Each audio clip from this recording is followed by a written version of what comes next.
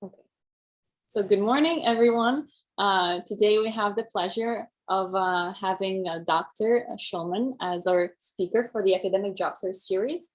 And we'll start off with some very kind of broad questions. So Rebecca, could you briefly describe what a job talk is as it pertains to the STEM fields?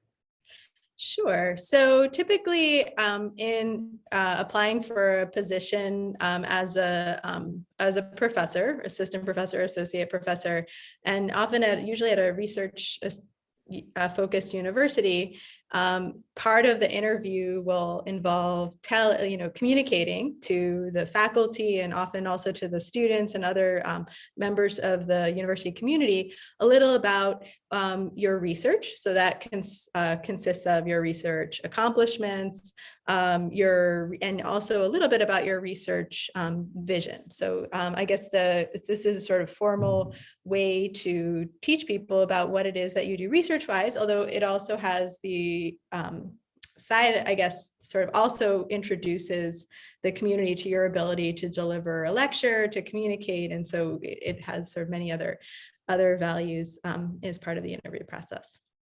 Mm-hmm. So that's great. And I guess now when you're in the process of giving the job talks, what kind of institutions usually ask for such job talks and at what stage of the interview process? Great. So typically, a job talk, as I just described it, that's focused on your research would be a sort of keystone of an interview at a research-focused university. So sometimes those are referred to as R1 universities, but mainly what I'm saying is to contrast that with the university where your primary responsibility would be teaching. If you're applying for a job where at least 50% of your sort of responsibilities and time, and maybe for context, at Hopkins, professors are chartered to spend 75% of their time on research.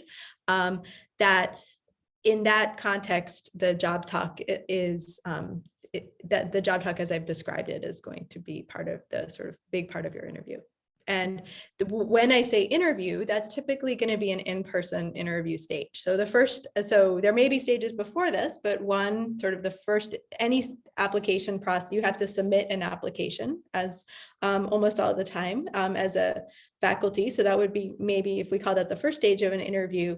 Increasingly after that, there may be a sort of an interview, typically on Zoom or a virtual, maybe a phone call, in which you communicate with faculty informally as to sort of see preliminarily on both your ends if this is a good match. And if that sort of after that stage, the next stage would be an interview, typically before the pandemic, that would be in person, would consist of a sort of a couple-day visit where you meet with many faculty and give this talk, the job talk. During the pandemic, it was often on Zoom, but it tried to preserve some of the same format. Mm-hmm. No, that's great to hear. And now, what is the difference between a job talk and a chalk talk? Oh, that's a great question. So often at a research-focused university, you're not only asked to give the talk I described, the job talk, but a second presentation, a chalk talk. So it can be a big day between sort of 2 days, a couple of days of interviewing and also these multiple components. So a job talk is going to be usually a public talk where you're, at least in the US, where you're focused on the community, not only of professors in the department, on the hiring committee, but students, postdocs, even undergrads, maybe interested administrators would come, but typically it's a research focused talk. So it would be science or engineering focused. The chalk talk, and that's usually going to talk mostly about the research that you've done. So it looks a little bit like a seminar that you would give or that you would see as part of your school seminar series, or a talk you might give at a conference, although it's typically an hour, so a bit more comprehensive than a conference talk, for example. It's often going to cover most of the research that you've done, or a couple of stories that sort of summarize some of your biggest accomplishments or fit nicely into that span of time. And you might talk for a few minutes about what comes next. The chalk talk, by contrast, is going to typically be not a public seminar. So it will be officially part of the interview where faculty will come and to usually from your department, although if you're applying for a position that spans more than one department, you might have faculty from multiple departments, to come hear about what your research is next. Now, the origin of the phrase chalk talk is it, I think, began informally, and you might not have slides and a sort of high production value presentation the way you would in a job talk. I would say that more recently, that's at least in my department, so my field, chemical engineering, and I feel like maybe that's not necessarily the case. So often people would expect slides, but I'll come back to that. But maybe the key point about the chalk talk is the chalk talk is focused on what you want to do in the future. So, and also it comprises your research vision, your teaching vision, and possibly even some about your service vision. So it's going to have, and typically would also include topics, so what you want to do for research, but also maybe ways you might fund that research, how you propose to mentor students, your vision for creating an inclusive campus community, classes you might be able to teach that you like to teach, your teaching philosophy. So all those would go into a chalk talk, and that's a much more focused sort of job position specific talk. The job talk so that would go into your chalk talk. The job talk by contrast is really a sort of your polished seminar to get people really excited about your research ideas and also by corollary, your potential as a member of the research community at that university. So it's interesting. I didn't know the contrast between which universities. It's good to know. So now let's say a candidate has a job talk coming up in a few weeks. What would you say are the best ways to prepare for it?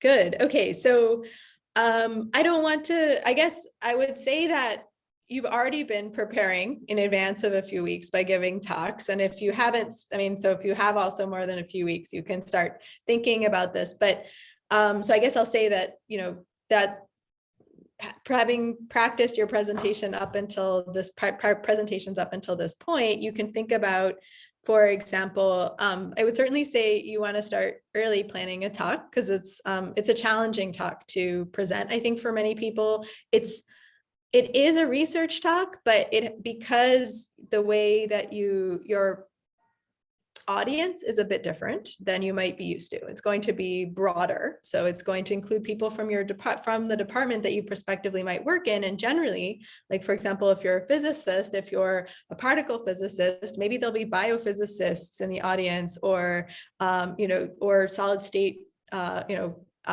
physicists in the audience, and or nuclear physicists in the audience. Or if you're, for example, a biologist, there'll be audience members ranging again from, biophysics to maybe even zoology to disease, focused medical research. So you have to think about, first of all, what is your audience and how do you communicate effectively? How do you get this group excited about your research? And maybe rethink a little bit about how you sort of introduce your field and ideas, and you might need to give some thought to the bigger picture of why is even your field interesting. And then also make sure that when you think about your talk, what is the genesis of your subfield, and also what is your contribution and potential in this field. So if so those kinds of things might not go in your in a talk that you've given at a, for example, subfield specific conference or to your peers at lab meetings, but is going to be very important parts of the job talk. So I would say some of the most important things are rethinking, think about your job talk from this broader phrase, from this sort of broader perspective, to be able to reach all the members, because typically there'll be members of not only of the community that listens to your talk, but also members of the hiring community who aren't familiar with your specific field, and actually very unfamiliar, maybe even with the genesis of your field. So if you, think about that question. And so I think those are some things in terms of preparing. And sort of how to start working on the job talk. Often people think about, you want the job talk to be easy to listen to, because they're not necessarily coming to learn about their own science, but coming, if you can, think about how to, be clear, be engaging, what is exciting about your research, where, communicate your own excitement, how do you draw things in. So really thinking about a job talk in that way is going to take a few weeks. So I think maybe even I suggest as you apply, you can think about how you're going to pitch your field and your vision as you do this. And then you don't have to start writing your job talk, but that'll help you when you're ready to start phrasing that. You also want to think about which job talk you're giving. So if you go to a university and you know that your work relates, I've talked about people who don't relate to your work, but there's somebody in the audience who's a close colleague of yours. You need to think about how to pitch that. So one, probably saying, making some kind of a mention. This may also be in the chalk talk of how you're familiar with their work, but also trying to explain sort of some kind of relationship or maybe building, because maybe some people in the community have knowledge of that colleague's work. So you can sort of discuss its relationship. So there are some and then also maybe maybe saying a few words because you're a guest of the university about that university. So, and how you're excited to be there are things that you might want to think about. So doing a little bit of research about the university, which is part of the interview process as a whole, that can also pay off just to make your audience comfortable with you, and also emphasize your enthusiasm about this position because you care about this university. And it's not just interview 3 on your, your job tour, and if, which, would not create such a good impression. In terms of a job talk, you want to practice it, but you don't want to practice it too much because you don't want it to sound stale. So those are some other things to think about the time scale of preparing. Mm-hmm. No, that's great. Thank you. And then on that note, what would you say are the 5 most important tips people should keep in mind before and during the job talk?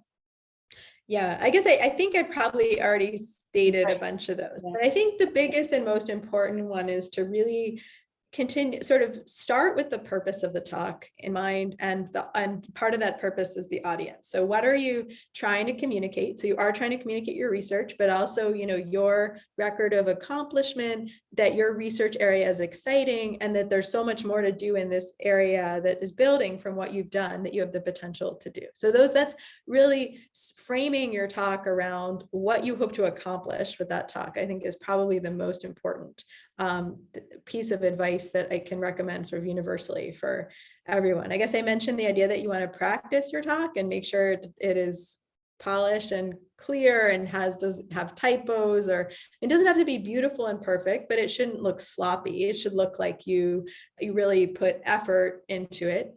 It should be clear to a wide range of people, but still emphasize there are technical parts of your work most likely, so you shouldn't feel like you can't mention those. So typically one way to think about this is to divide up the time in the talk and how you use that. So you definitely want to make sure there's a sort of initial 10 minutes or so that really everyone can follow. That's a high, like in this field. So that's everyone in, if you're, for example, in material science, every material science associated, grad student, faculty, postdoc should be able to follow this talk during that period.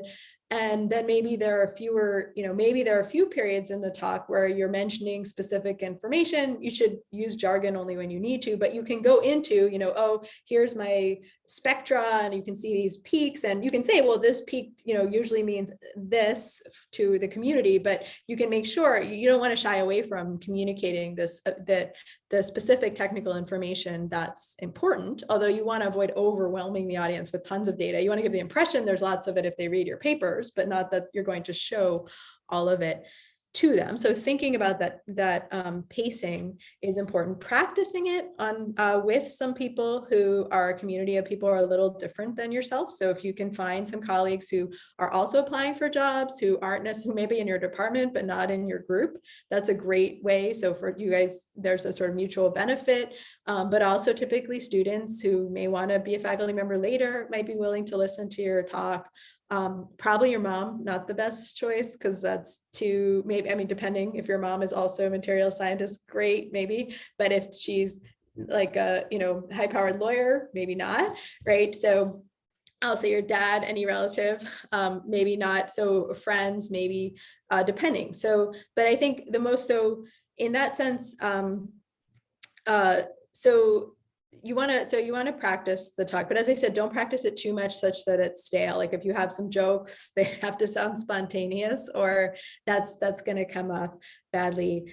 I guess the other thing is that when you prepare your job talk, also, you won't have the schedule, but you'll probably have an idea of the kind of interview. So obviously you need to know how long the talk is. It's typically there's an hour scheduled for a job talk.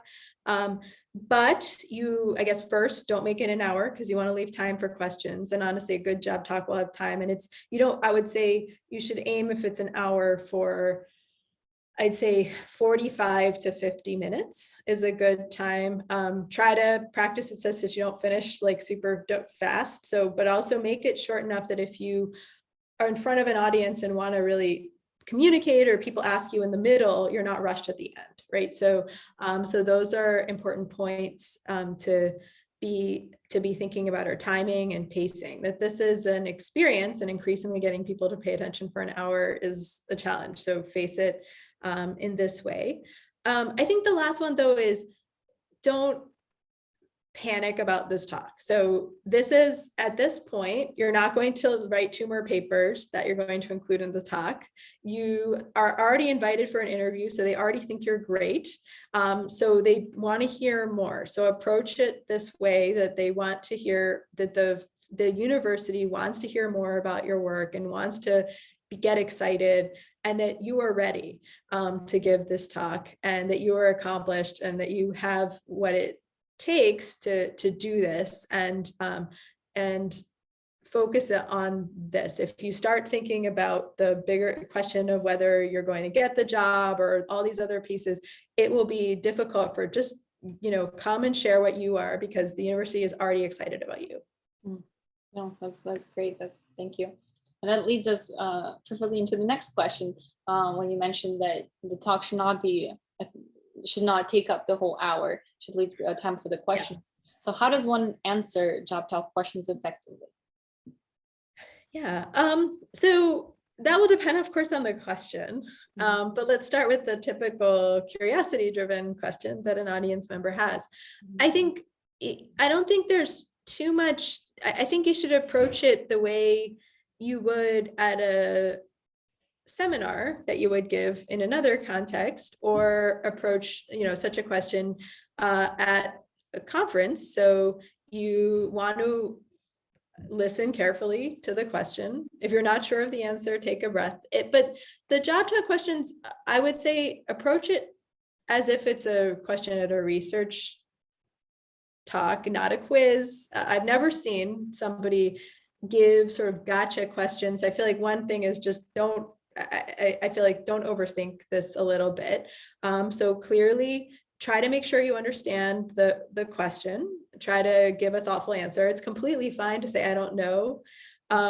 Just as you would at a seminar, if you say disagree, maybe that's a suggestion that you don't, doesn't work, or you don't think is a good idea. You're diplomatic about this idea, and also maybe give it a new round of thought, right? Because if somebody is asking you about this, I always think to myself, well, they are asking this. Is they asking this because I didn't communicate something clearly in my talk that I already know, or that I didn't have time to discuss? In which case, you can also reflect on the fact that this person doesn't have that same context as you. Or maybe as you rethink it, you realize you've sort of always dismissed this, but it's actually a good idea. I mean, give yourself that moment. It's not rushed to think things through. And I would say, honestly, those are the vast majority of questions. Sometimes people might, I guess maybe one place where a job talk is going to be a little different is people might ask you what you're going to do next. And maybe at a seminar talk, you would demur because that's not really on the topic. But in a job talk, the question of, oh, how are you going to follow on that study is important, because maybe that's one of the things you want to do as a professor. And so you should take the time to, so first of all, understand that that's an appropriate question, but also take the time to talk about that, to think about it, but also take the time to think about, what if I followed on this work and did this work at this university? Are there ways that I would approach this? Is there somebody here I could work with and be like, oh, it'd be great, this person is an expert in this measurement technique, and I would love to, I think as we do this, that would be amazing to work with. So that's an opportunity to really show that you have envisioned, your work at this university and that they can do the same, right? How you're going to bring something exciting to the university. It's possible you might get a job talk, so every time you give a talk, there might be many reasons why you're not the most, that there are faculty who want to either hire a different candidate. Usually it's that if they don't want to hire you, it's not because they don't like you, it's because they want to hire a different candidate and they think there's only room for one. And so maybe they're not happy with you and you take that into impression. I would honestly not engage with that. Like if you feel like that's the sense, I think my approach, and also I want to say, I don't see this that often, but it can happen. I would suggest in front of a public audience, show your best self.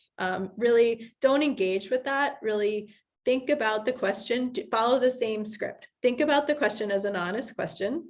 Go through it, respond politely, diplomatically, clearly, and scientifically and professionally as a colleague, and go forth. And honestly, don't let it get to you, because they're playing an unfair, if you think about it as an adversarial thing, the faculty have, there are lots of faculty in one of you, but also honestly, faculty have very differing opinions. So it's highly likely that if there's one faculty who asks you a grumpy question, there are 4 other faculty who invited you who really think this is irrelevant. So I would just don't let, know it could happen, but honestly, don't overthink it. And just let it go. And honestly, the world is filled with people who got a job after being asked those questions. So it's not worth, it isn't worth worrying about. So I did want to mention one other thing, which about the job talk length, which is also when you look at your schedule, have a way to think about changing it a little bit. So oftentimes I've seen things, and I don't recommend this, but it will happen, where, for example, maybe you're also asked to eat lunch and like the faculty is going to be eating lunch. So you're supposed to, in an hour, give your talk and eat lunch. Just think about those kinds of possibilities. Also think about the way they've stacked your schedule, whether you might start a little late, end a little early, and just have some thoughts about, and don't panic about that. Just, maybe push your talk more toward 45 or even 43 minutes type length. And I'm not trying, being overly precise, but, and so that's just something to keep in mind. Okay, those are amazing tips. And now talking about the typical audience who listens to the job talk, is it usually a large audience, or is it only a designated committee who can hear the job talk? So how does that work? So in the United States, in my experience, the job talk is almost exclusively at the junior level. So for students and postdocs who are looking for a position, a public talk. Occasionally a senior job talk might be closed, especially for a specific position, if a faculty doesn't want to let it be known that they're interviewing for that position for various reasons, but that's, maybe not the most important thing for you to worry about right now. And sometimes, so some European universities will also do private, more interview-like talk. So if those, for example, are on your radar for job searches, you should look into the specifics of those. But for a United States university, typically it will be a seminar, or perhaps called a special seminar, where you're a guest. And so the audience will consist of people who come to seminars. So that'll be faculty, and typically faculty will be asked to show up for the seminar, even if it's outside their research interest. Often it's part of a seminar series that a department runs. So students will be, asked, or in a postdoc sort of, that's either expected, or many of them will show up. And the audience size will vary broadly depending on the field. And I also wouldn't, I guess maybe, but it'll probably vary between 25 to 125 people depending. I wouldn't worry too much. So I guess maybe don't read into the size of the audience, because that probably reflects more the structure of the university's seminar series and how they invite people than it does anything about your talk. So that's maybe one thing, but come prepared to give a talk to that range of people. I guess the other thing I should say is almost uniformly now, you're going to be asked whether you want to record the talk. And so you should think a little bit about that question. So if you're, for example, showing super secret preliminary data, which maybe you want to do because you want to really emphasize something, you might want to think about either, you can talk with them about keeping the talk private, and then they'll maybe have it only available for faculty who would be making your job decision. If but I would encourage, I mean, if you can, it's probably easiest to write a talk that you feel relatively comfortable, not displaying publicly, but allowing students and other community members to be able to view afterwards if they can't attend the talk.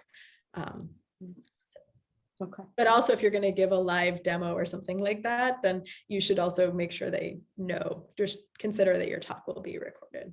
Okay, that's good to keep in mind.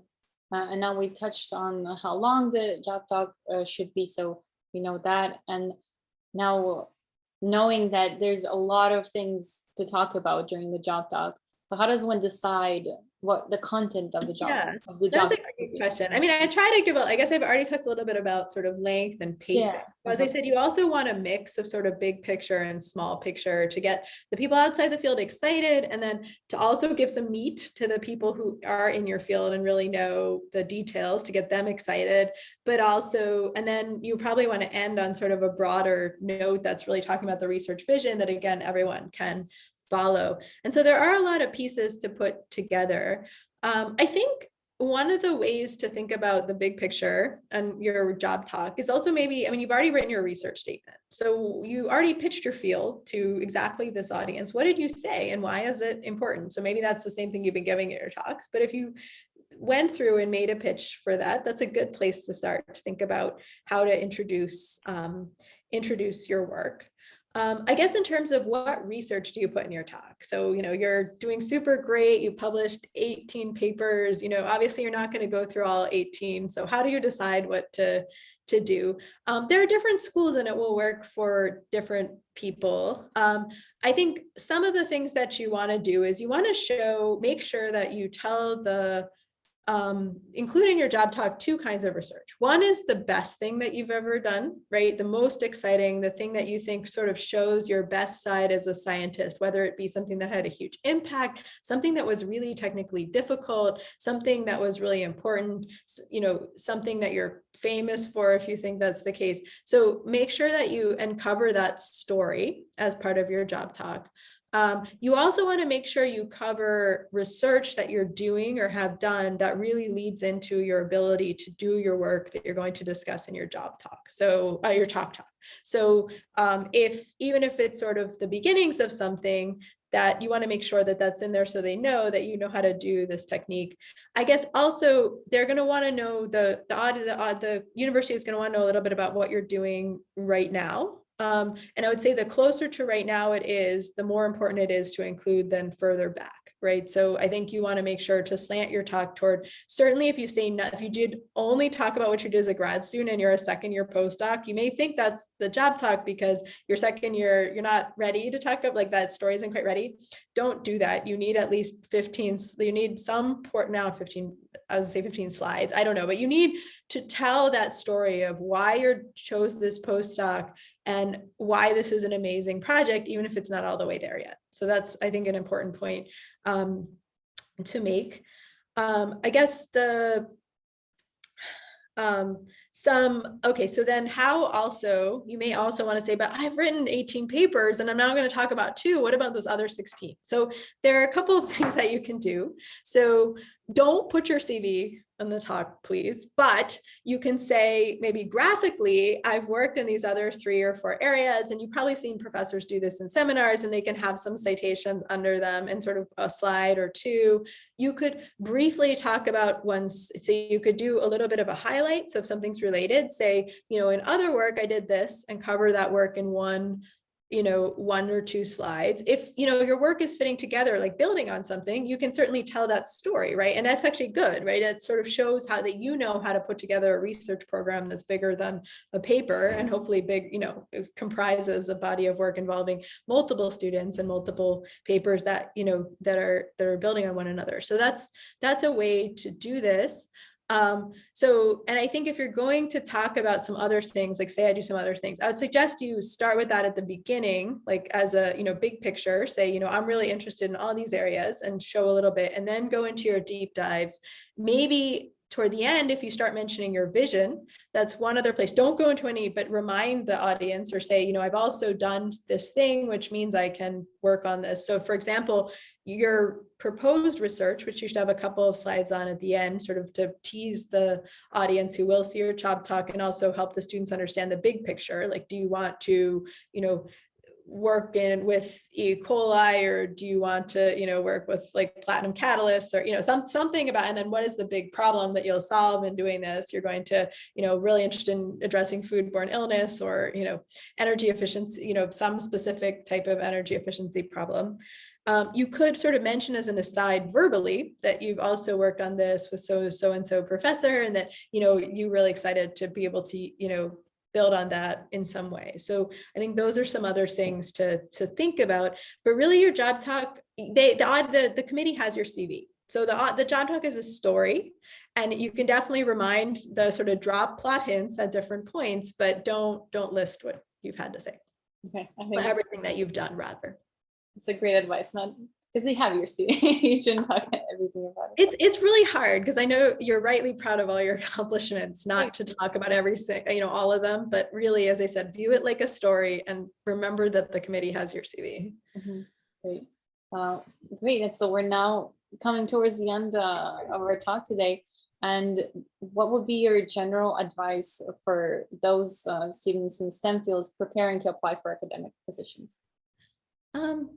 Yeah, there's a lot. So I guess, but I think the most important are a couple. So one is think about what you want to accomplish, what's driving you, what are you really excited about in this position, and really have that in your mind. So that'll come across at every stage of, it'll help you focus what you apply to, what are your priorities, what do you see as important. It'll help you filter these opportunities, because the goal is not prestige. The goal is, or maybe the goal is a paying job, which is a fine goal, right? In which case you can be honest with that, you can put that front and center, and really then that helps you focus your research. But really, what are the things that you want to attain and accomplish, and what are the criteria of a job that are going to really be exciting for you, and do that thinking as soon as, at the earliest possible stage. And then let that thinking not only filter what opportunities you consider, but also have good answers to, these. I think that'll help you have good answers to the kinds of questions that people will ask. Also help you talk, frame everything from your job talk, certainly your chalk talk, to how you actually do the job in the end. So I think that I can't emphasize that enough. Be proactive about what it is that you want. You're in control. It's very competitive, I won't lie, but really there's, what is it that you're seeking to do? And that'll also, of course, come across in your cover letters and your application as well. So I think that's definitely sort of the most important. I would say the other thing is preparing for a STEM an academic position, almost like I want to say, please don't let it become a job in itself. Like once you sort of understand what you want to accomplish, you can let that control, like, for example, how you do your research and how you choose conferences and but then you're doing that for a bigger picture rather than some generalized anxiety about getting a job, which I don't see as productive. But then the other part is, I think, acknowledge, so you want to spend enough energy on this to do a great job, but you want to think about how that's advancing your career as a whole. So how do you balance, so for example, writing your research statement is going to be a lot of work. So please start that months in advance. A few weeks is not a good period of time, although I'll come back to that in a moment. If you're already at the stage where you have a few weeks till your deadlines, things aren't over. But I think really that's going to teach you how to communicate with, write grants, how to communicate your own vision, how to formulate your vision, right? Because it may be clear in your mind. And then when you go to write down what it is that you want to do, it's much harder because there are a lot of details, and getting things to flow is going to be challenging, right? So try to view all this work that you're doing in the lens of your general professional development and integrate it with that. And that's going to help. The last thing is, though, it is a tremendous amount of work, but that's not because mean, you could choose to view it as this huge hurdle that's put in front of you, but I think the more productive way to view all this effort is that this job is there's a big transition between, being a postdoc, where you might have a few students or undergrads that you mentor, but in the end, like, your main focus is research and, you as a scientist, to now being asked to also, to become a manager, to, if you're an experimentalist, deal with a large facility, to teach, to be on a number of committees, and really, have this sort of clear charter that maybe you're already working, in community, university associated positions as a postdoc or student, which is great. And so that'll help you, and you can certainly view that as part of your application. But either way, that becomes an official part of your job. There's no way around it, moving forward. And learning how to balance all these things, how to, and then how to handle them it's a lot, and you can do it. I don't want to say, but all this work of applying for the job is helping you get to that point where you are that person. And so view it this way. And I think it will help you, first of all, internalize those lessons, but also to maybe acknowledge that start applying sooner. So I strongly encourage you to consider a couple of cycles where you go through a little before you think you're ready, and that'll help you. Don't apply to every single school maybe, but prepare your application package, not because, and maybe, well, so first of all, if your dream school is available this year, you should really ask yourself, are they also gonna be available next year when I really want to go on the job market? And if the answer is no, you should apply now. And so give yourself that option, because schools have different cycles. So if you really have your heart set on specific types of schools, that's going to give you more flexibility. The other thing is giving yourself those multiple rounds of putting your, envisioning yourself, putting your package together, talking to people. So not just preparing the application will help you, but the interview process will help you. Talking to people about your research, getting their feedback, their questions. If you didn't communicate well, somebody asks you a question, you're like, oh shoot, I really didn't, be honest with yourself about how you can improve when people ask you questions. If, you feel like they're not, or maybe you're getting great advice about what to do. You'll meet new people who like you, who want to give you help, who might be contacts or collaborators, and you're learning what's expected of you as a faculty member and playing that role for some period of time. And the more chance you have to practice that, the better things will go going forward. So my personal advice is that works well doing twice. If you really start very early, so if you start 6 months in advance, you can do it all in one. But if you're sort of on the edge, I encourage you to